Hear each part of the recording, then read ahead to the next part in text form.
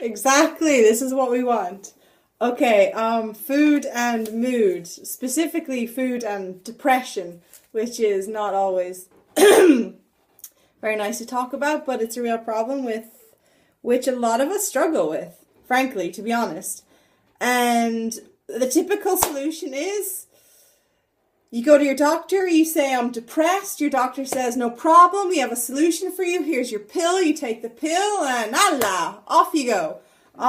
This is not a fucking solution. In fact, it's the opposite. Why are you depressed? What else is going on in your life? You need to maybe think about seeing a psychologist, maybe think about seeing a coach, figure it out. But in the meantime, there are many, many, many things you can do with food that can actually really, really help you along the way.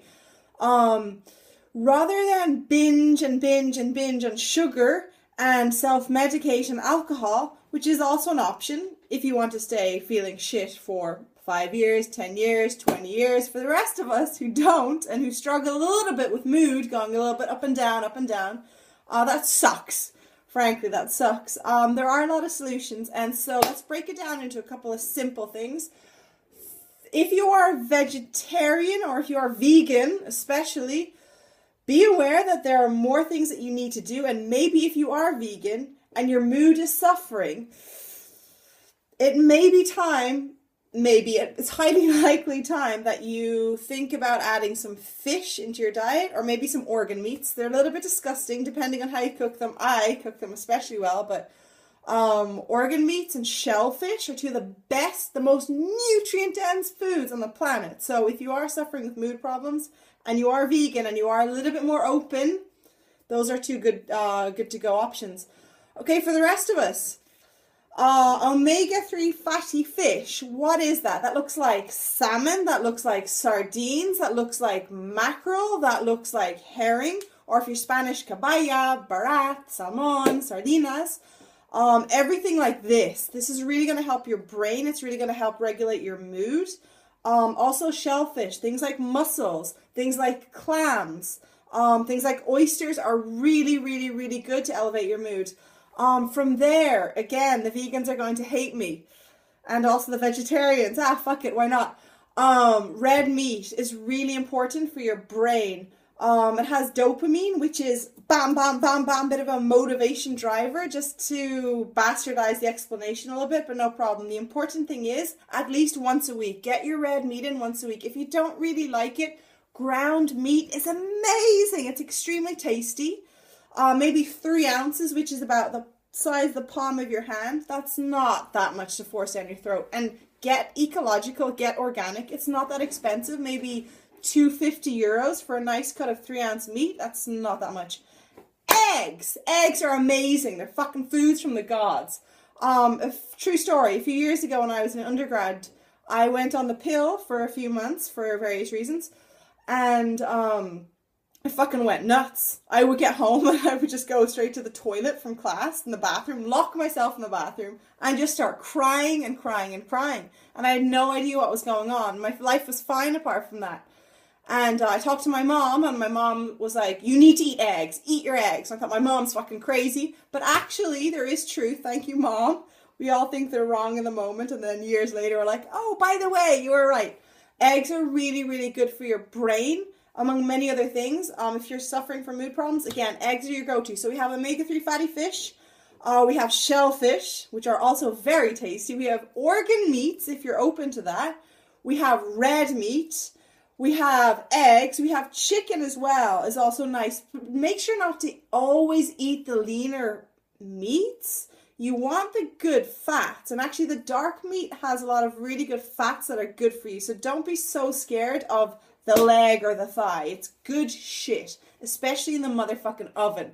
Throw some, like, I don't know, some apple in there with it, some pumpkin, some sweet potato. That's lovely. It's absolutely lovely. Nuts and seeds, things like cashews, things like almonds, things like walnuts, flaxseed.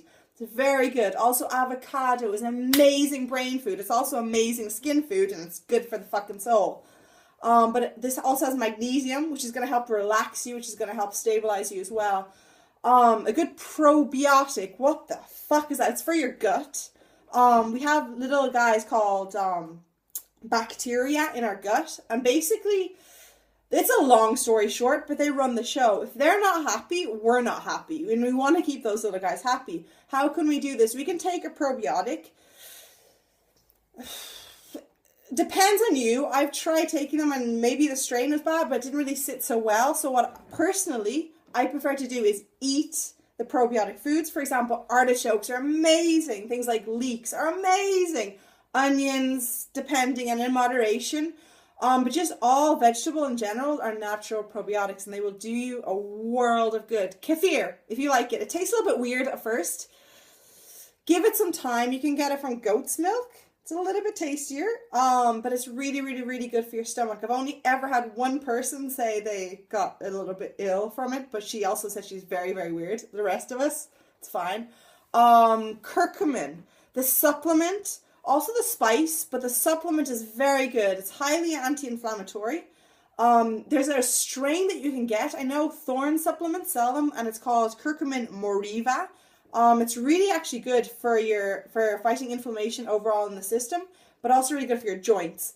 And they say there's a lot of new research coming out saying that depression and mood disturbances are actually an inflammatory disease.